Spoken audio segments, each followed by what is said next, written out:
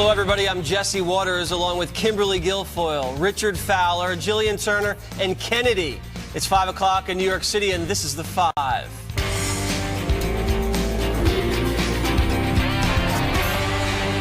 Stunning new developments in the case of Harvey Weinstein as more victims come forward. Today, Hollywood A-listers Gwyneth Paltrow and Angelina Jolie said they had been sexually assaulted by the disgraced Hollywood mogul.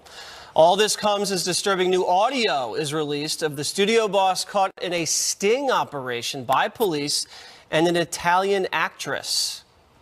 You must come here now. No. Please. No, I don't want to. I'm not doing anything with you. Now you're embarrassing me. I'm sorry. I cannot. No, yesterday was kind of aggressive for me. I need to know a person to be touched. I won't do a thing. Jonathan Hunt joins us with the latest. Jonathan. Jesse, the allegations just keep coming. Gwyneth Paltrow and Angelina Jolie both telling the New York Times Harvey Weinstein sexually harassed them when they were young and starting out in Hollywood. The New Yorker magazine separately reporting allegations of rape. And for the first time, we're hearing that audio of what the New Yorker claims is Harvey Weinstein pressuring a young actress to join him in his hotel room as she complains about being groped. Here's more of that. I'm feeling very uncomfortable right now. Please come in now, and 1 minute. And if you want to leave, when the guy comes with my jacket, Yesterday you touched my wrist. Oh, please, I'm sorry. Just come on. I'm used to that. Come on. Are you used to that? Yes, come in. Now, we should point out that tape was part of a 2015 police sting operation in New York, and the Manhattan DA's office ultimately declined to pursue charges in the case. The DA's office, in fact, has just put out a statement in the last few minutes on Twitter saying that that audio, quote, was insufficient to prove a crime under New York law. Meantime, the chorus of condemnation of Weinstein is getting louder. Nicole Kidman and George Clooney among the latest to speak out, and former Secretary of State Hillary Clinton, who once considered the movie mogul a political supporter, issued a statement a couple of hours ago saying, quote, "I was shocked and appalled by the revelations about Harvey Weinstein. The behavior described by women coming forward cannot be tolerated. Their courage and the support of others is critical in helping to stop this kind of behavior." Now, Jesse, interesting to note that like the Clintons, the Obamas were also close to Harvey Weinstein. We have not yet heard from President or Mrs. Obama, who once described Harvey Weinstein as a, quote, wonderful human being. That was at the White House in 2013, Jesse. Thanks, Jonathan. All right, Kimberly, when you hear the audio tape of Weinstein, just disgusting. What do you think about that? Well, I can imagine the Manhattan DA's office, is very frustrated because when you see that, and as having worked as a prosecutor and worked in sexual assault cases, it's appalling. It's disgusting behavior. That's not just some kind of allegation. You hear the tape there as well.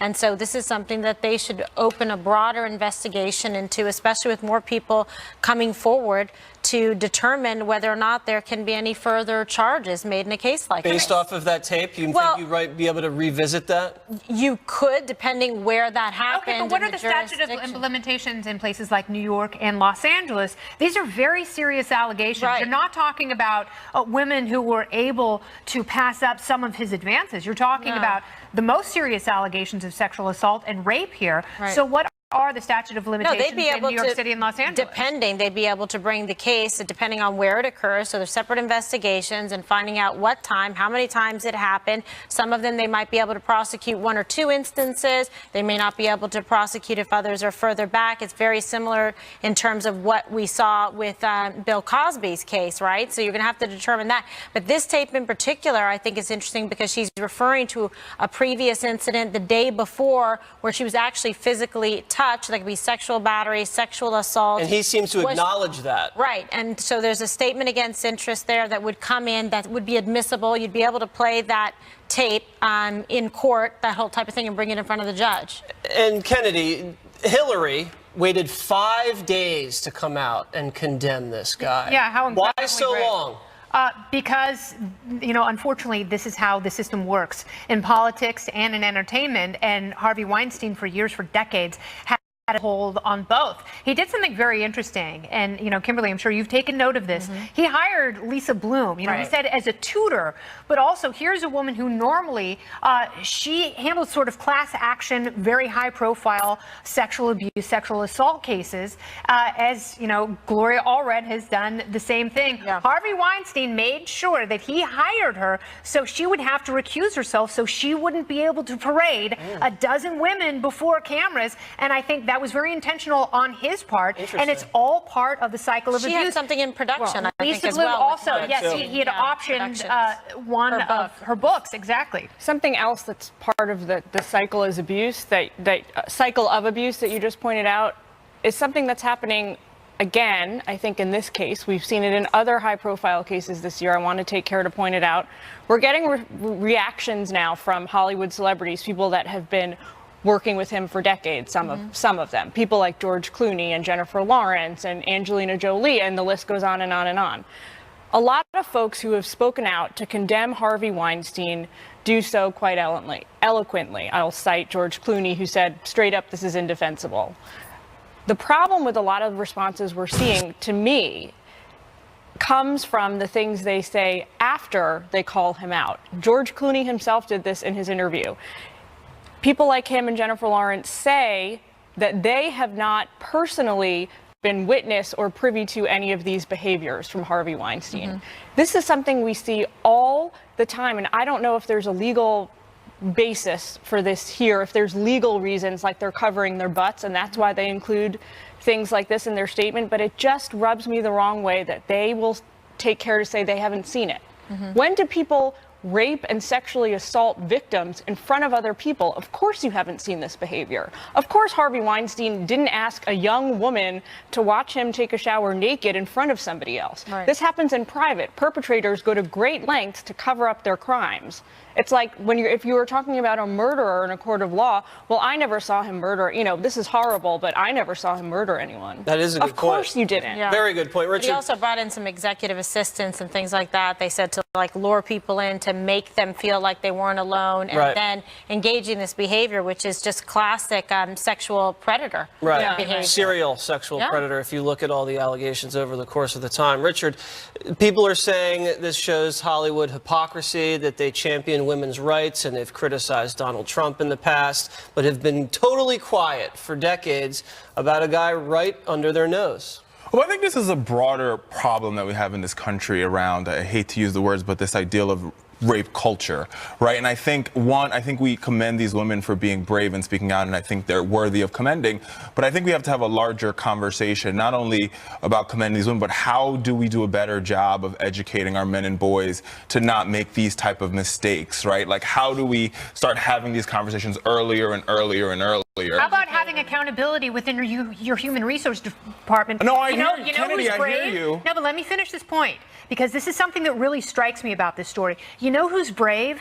The intern or the assistant who's working in that office for less than a year. The actress who's never had a role, who comes forward and who knows their story is going to be squashed by a press who is complicit, who has these book deals, who has these movie options, and therefore they're not going to report on the stories. The Matt Damons of the world who squashed the 2004 New York Times story. It's really easy for Gwyneth Paltrow to come forward in 2017 when it's safe to go ahead and tell this, when she has benefited from these relationships for decades. It's another thing. The brave women are the ones whose careers were destroyed, who were sent packing back to the Midwest, Kennedy, with their dreams and self-esteem.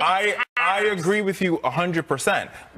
What I'm saying is, and we've got to also deal with the supply problem, right? Which is we have men who engage in this behavior over and over again. So how do we stop it before it happens? How do we educate our boys not to make these mistakes, right? How do moms have conversation with their young boys about this is how you treat women?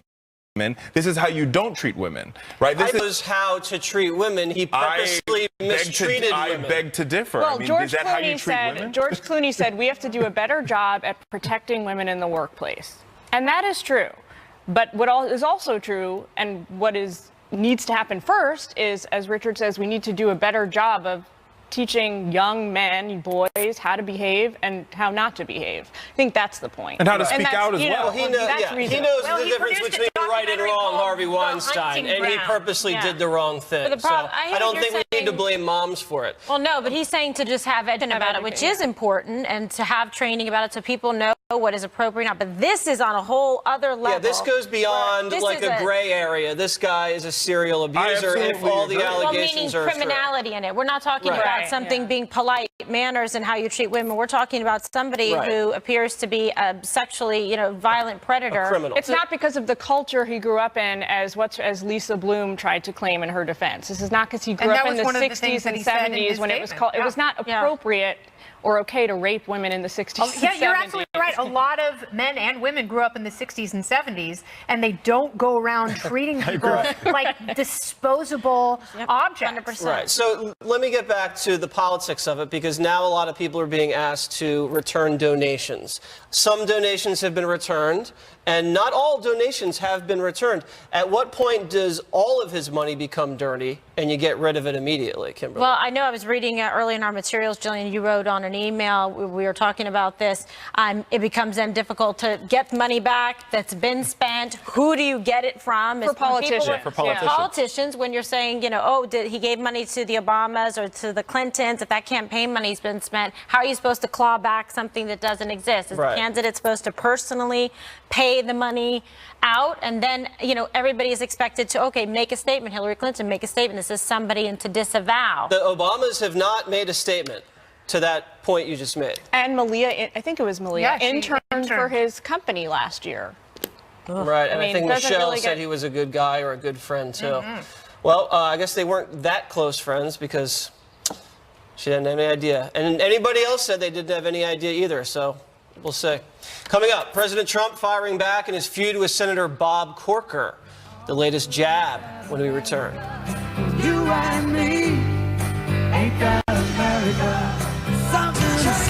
President Trump and his supporters are taking on the GOP establishment as his feud with Senator Bob Corker reaches a boiling point. President Trump tweeted this about Senator Corker earlier today. The failing at New York Times set little Bob Corker up by recording his conversation, was made to sound a fool, and that's what I am dealing with. Since Congress can't get its act together on health care, I will be using the power of the pen to give great health care to many people fast. Meanwhile, Steve Bannon, speaking with Sean Hannity last night, says in the end, Trump will win. There's no magic wand we can wave and drain the swamp. There's no magic wand we can wave and blow up this establishment. I hate to tell people you're going to have to work, but you know what? The grit, determination, and courage of the American working men and women, we're going to win. Just voting is not good enough. You have to have a sense of urgency. Nobody's safe. We're coming after all of them, and we're going to win. Earlier today, Sarah Huckabee Sanders continued support for the president. I don't think he's alienated anyone. I think that Congress has alienated themselves by not actually getting the job done that the people of this country elected them to do. Okay, Kennedy, what do you make of this little feud that's now boiling over? Here's the thing. If you're going to respond to the president and you're going to try and play by his rules, you better be prepared to win. And I don't think Corker was prepared to go the distance. He's like the Conor McGregor. Right. You better be prepared to Mayweather may have stumbled a little bit in the early rounds, but it turned out he had more stamina. And I think the president has the upper hand here because Corker's on the ropes. He is a lame duck.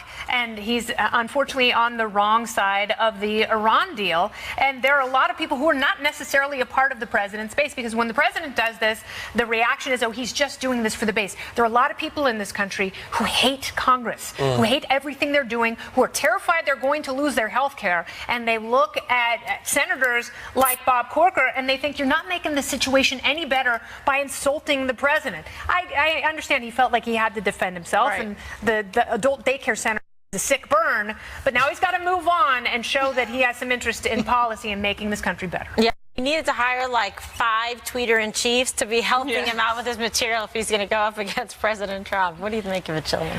I have a take on this. You guys might not agree with me, and it's not fully fleshed out, but just I will agree with you, Jillian. Way to be prepared for the show. I know. I'll agree with you, Jillian. It's okay. Thank you. What if this is what if this whole little feud is a test run for President Trump to see how the Republican establishment, the entire Republican Party, would react to him firing Secretary Tillerson?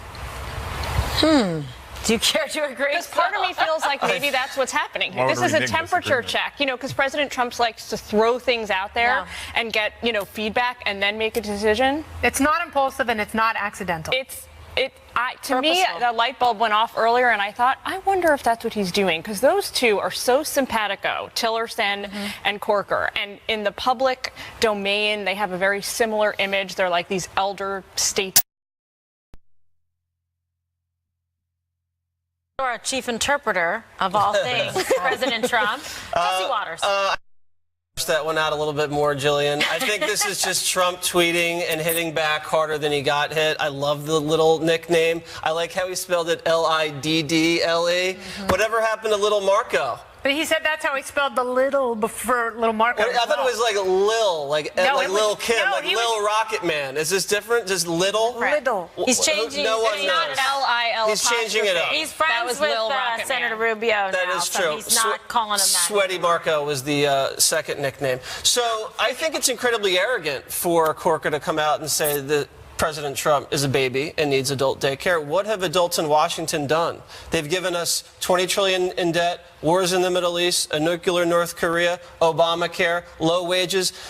That little baby, Donald Trump, beat 2 dynasties, Bush and Clinton, and won 3 Democratic states in the election. I think he's just doing fine without adult supervision. Second of all, Corker likes to say the president's unfocused and off message. Trump's been hitting tax return hard. Reform. And Corker's the one who's off message, tweeting at the president. How does that help the people of Tennessee, throwing spitballs at the president?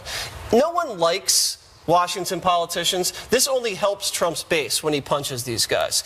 I don't understand what Corker's objective is. It hurts the party. And to say that this is alienating senators from voting against his legislation, Corker's a true conservative. He's not going to vote against tax reductions because he's a little emotional about a Trump insult. I don't buy it. But he might vote against where he could have potentially a big impact on hurting the president's agenda is with nominees to State Department. If he says he's the kind of guy that's going to put principle above party, then I don't see him doing that. Because if he's a real American, he's going to vote for confirmations.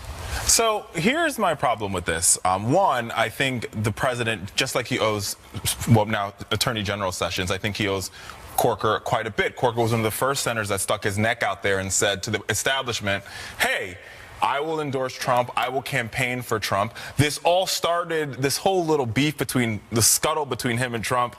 Nobody really knows who started it. It was a off-the-record quote by Corker, some skirmishing between the two. Trump woke up one morning in his usual 6 a.m. Twitter rant, said that he offered Corker, Corker wanted to be Secretary of State. He said, no thanks.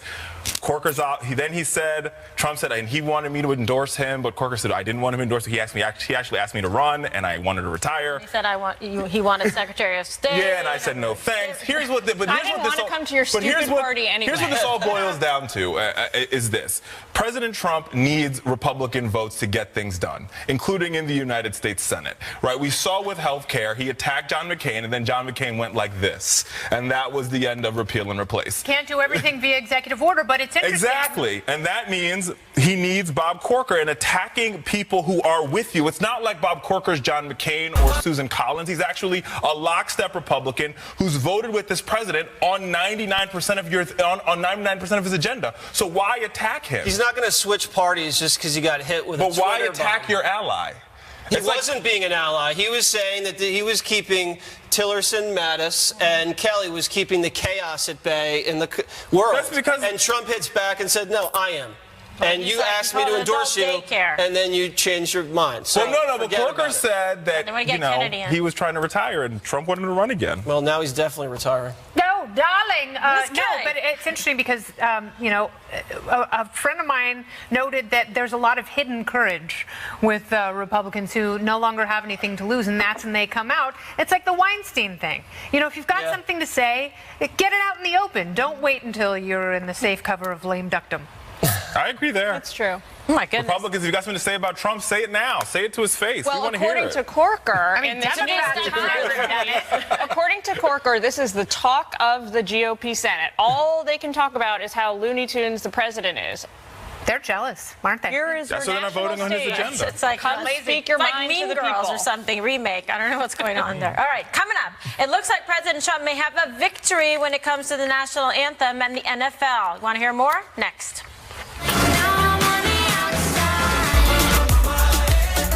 Dance party's right here. Is this a major Trump victory for the president in his battle with the NFL? NFL Commissioner Roger Goodell sending a letter to team owners saying he expects all players should stand for the national anthem. League owners are expected to meet next week to discuss it further. Now, this comes as the president takes shots at ESPN and controversial host Jemele Hill after it was announced that they would be suspending her for comments she made about the issue. The president tweeted, quote, "With Jemele Hill at the mic, it is no wonder ESPN ratings have tanked. In fact, tanked so badly, it is the talk of the industry." Meanwhile, Reverend Al Sharpton stands firmly with Hill. Watch this. I think it's outrageous. First of all, Jemele Hill and anyone else has the right to express their views. To try and silence her will not silence many of us. We will not be shut down, and we will not be suspended, and we will not stand for her to be suspended. Well, Richard, I think that's incredibly paternalistic that Al Sharpton is now speaking for Jemele Hill, who's obviously very capable of speaking for herself. And she did speak for herself. She did issue some clarifying tweets on the 9th. She said, "Just so we're clear, I'm not advocating an NFL boycott, but an unfair burden has been put on the players in Dallas and in Miami with anthem directives. If fans really are upset with Jerry Johnson, or Jerry Jones, excuse me, and Stephen Robinson, JJ in this tweet, have done, then don't call the players sellouts. Just stop watching every Sunday." So she clarifies her tweets. So basically, when she made the comment about boycotting, she was saying, if you guys have a problem with the players, then just boycott the game. Yeah, she's exercising her right, just absolutely. as ESPN is exercising their right, because they have expectations for employees. Oh, absolutely. And here's my thing. I understand why they suspended her. I just think their social media policy is bad. Period. Jesse? Well, before we get to that, I just want to clarify one thing. We said earlier that Angelina Jolie and Gwyneth Paltrow were assaulted. They were actually harassed, they say, by Weinstein. So I think the left lost the culture war, and the NFL and ESPN are collateral damage. Any smart business owner knows being patriotic and doing what your fans want, it's a good business decision and pro-America. For them to get led astray by the hysterical left-wing media was really dumb, and that's what happened to the NFL and to ESPN. Pence made a strong statement the other day. Less players are now kneeling. Trump won this fight. Now fans say that football is like their third favorite sport. It used to be number one. Ratings are down. Jerry Jones did a whole 180 on this. The other day he was kneeling before the anthem. Now says he doesn't want anyone kneeling. The entire thing has flipped. ESPN anchors are getting triggered and suspended. It's clear where the country stands on this issue, and everybody else is now playing catch-up. And the game operations manual for the NFL has also been updated mysteriously in the last couple of days to include specific punishments for players who don't stand for the national anthem because it's against guidelines that have been issued years ago. It says now they may be fined, suspended, or forced to forfeit draft choices. This is the teams if the players That's a big deal. don't stand for the anthem. And nobody is talking about this because this game operations manual is not publicly available. It's hard to find it, but there's a few outlets now reporting. Yeah, and there are some subtle rules in there that have absolutely been updated. Kimberly, it's no surprise that in places like Dallas, it's a very patriotic part of the country, they don't want to see their players kneeling.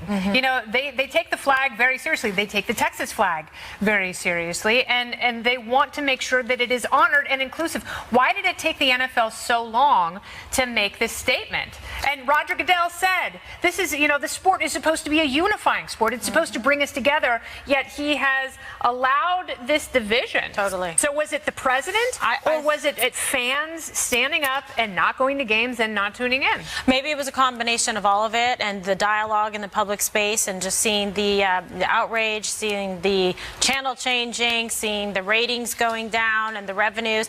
I mean, look, the bottom line is those stadiums, that's a business. That's where they go to perform their work. We're not doing kneeling and protest protests here in the middle of the show. We're under During contract. commercial breaks, we do. We do, but thank God the viewers don't have to see it. It's Come on, messy. don't out Richard like that, please.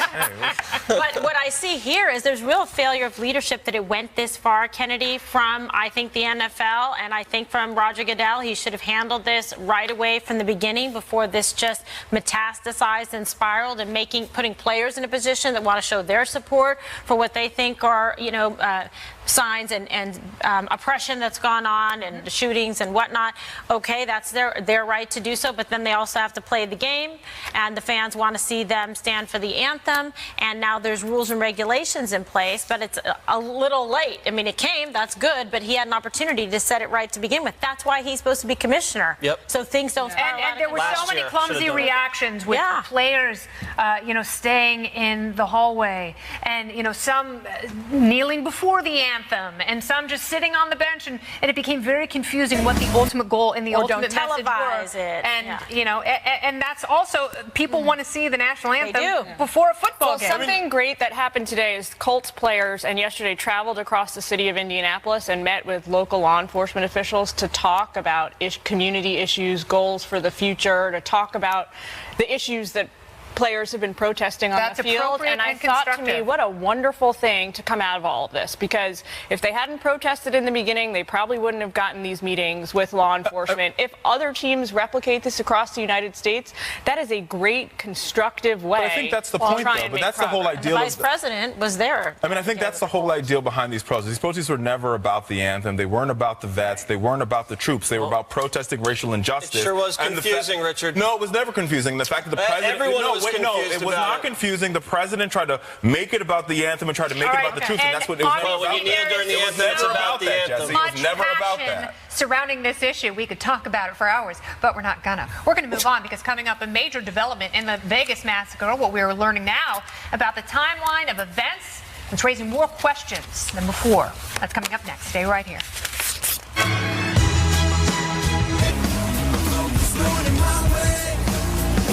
Major new developments in the timeline of the Las Vegas shooting. Police are now saying the gunman shot the hotel security guard 6 minutes before the massacre, not after the shooting was underway as previously reported. Our own Dan Springer's on the ground in Las Vegas with the latest. Dan?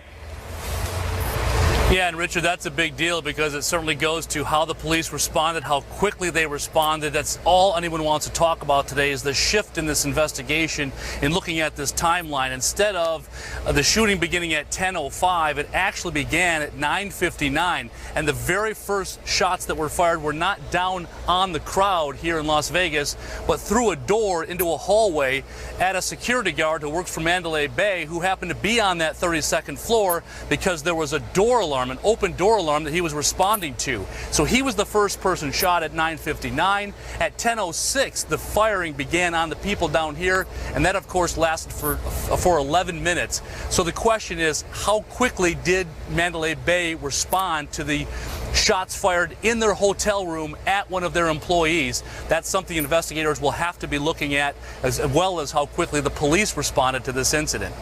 Richard? Thanks, Dan. So, Kimberly, 6 minutes that we have to now figure out what happens. I mean, how do prosecutors, how do investigators figure this out? This is a pretty significant disruption in the story of what they had told in the timeline, and so much of this is, critical in terms of the minutes that transpired, what kind of response they gave, whether or not they should have been alerted to shots fired up on that floor. Did somebody call it in? So you'd have to get all the call logs, see if anybody called down to say, okay, we heard a shot fired. What was then the response time going up? Obviously, the security guard, Mr. Campos, threw him off because he wasn't expecting that. He was trying to start shooting, so that delayed him, and then he was trying to secure, that room, and then he knew at that point that there was, I think, no chance to escape, because that they would be coming in, and he had anticipated if people were going to come in, he was going to be able to see them with those cameras that he set up. But I think that's important, because you look at the other piece of evidence, that he had all those explosives in his car. If he was going to try and then escape, have a route to escape, and then drive that car into another location to explode it or detonate, it's very interesting, and you're just wondering whether or not there's any other materials in his house where he had anything written down, because it seems he went through great great lengths, okay, not just a gun enthusiast or somebody that like to go do target shooting, but who really is this guy? What is his real background and his identity? And I really would start and look at source of funds and the financial trail to try to figure out where was he sending money, where was he receiving money, to find out kind of the story behind this. You hear the girlfriend saying, well, he was making noises in the night, he seemed to be deteriorating mentally. Was he, or was she just saying that? I mean, Kennedy, she brings up a good point. I mean, the fact that, he shot the security guard now first, it sort of changes his whole plan, right, of him trying to escape, go to another site, all of those pieces. Yeah, because then he started shooting almost immediately. The security guard was shot at 9:59. The shooter was active from 10:05 to 10:15. And where was the police if they know a security guard was shot and you've got an active shooter? You would think it would be less than 2 hours from the time he shoots the security guard until the shooter is pronounced dead. That was 2 hours. That was 9:59 to 11:58. Something happened here that they're not telling us about. And if there's a major element of this story that we're not aware of, that we're being shielded from, maybe you should let people know, and that would open up a whole new stream of tips. Because obviously this shift in the timeline, this is pretty significant, because was he planning on shooting at the moment he started?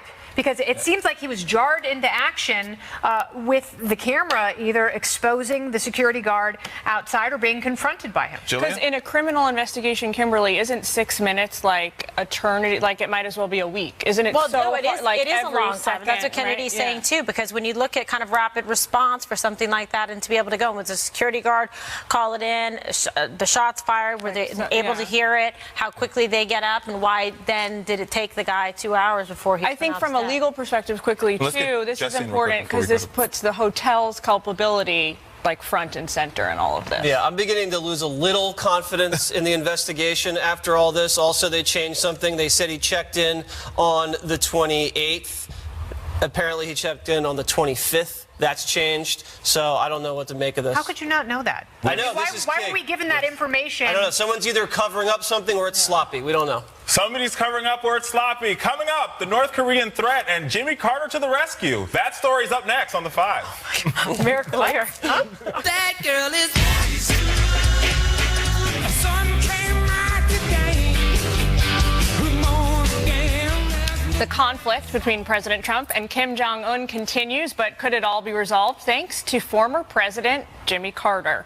There are new reports out today that Carter would like to broker peace between the United States and the North Korean dictator.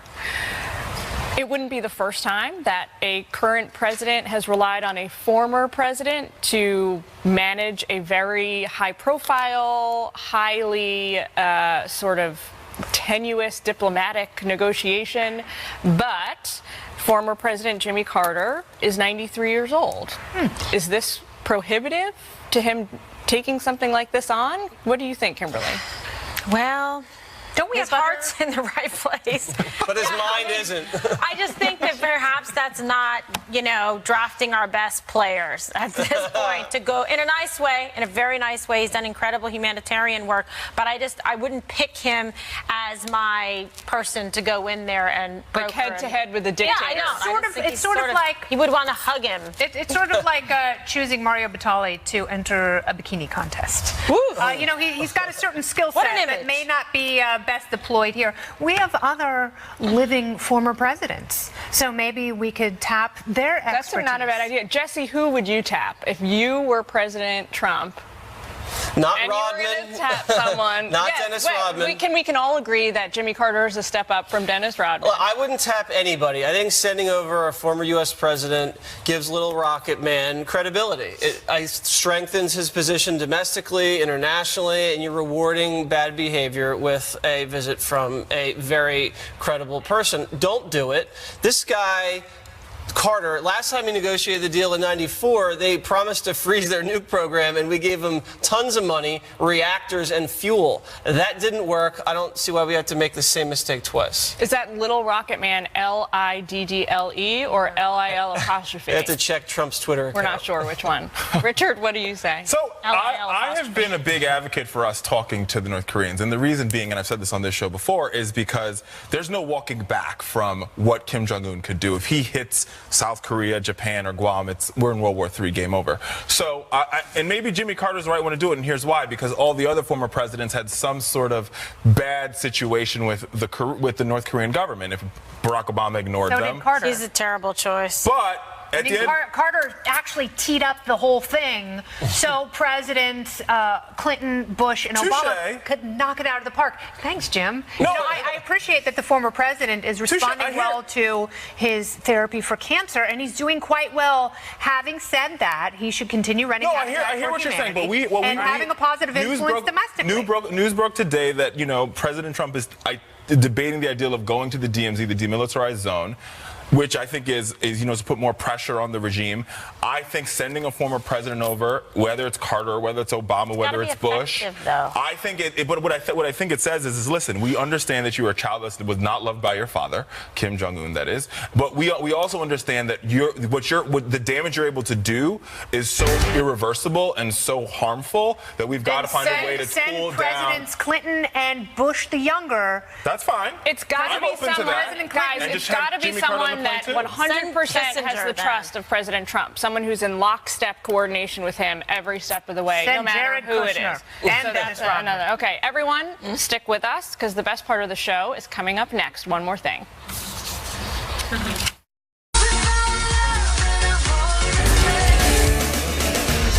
It's time now for one more thing. Many of you guys may remember the Marine veteran Taylor Winston, who commandeered that truck during the Vegas shooting and ended up rescuing a lot of people's lives. So here he was a little while back on Fox News.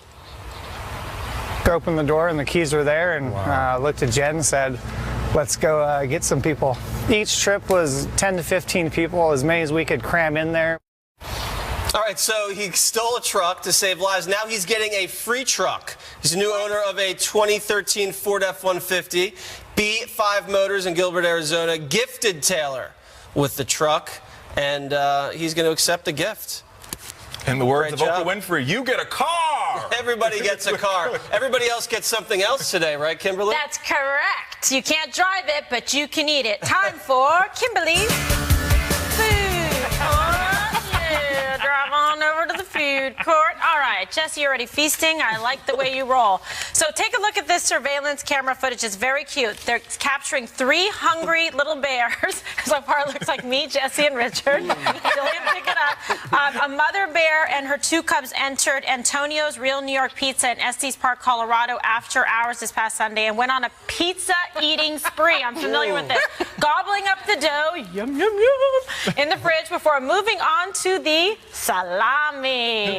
Yes, so the pizza place posted the video footage on its Facebook page with the note that this could have been so much worse. The business says the bears caused some damage, including ripping out a window of the wall at the drive-thru. They were hungry. They went bear crazy on it, as well as food loss and interior destruction. So in honor of the 3 hungry bears, we shall feast on the pizza.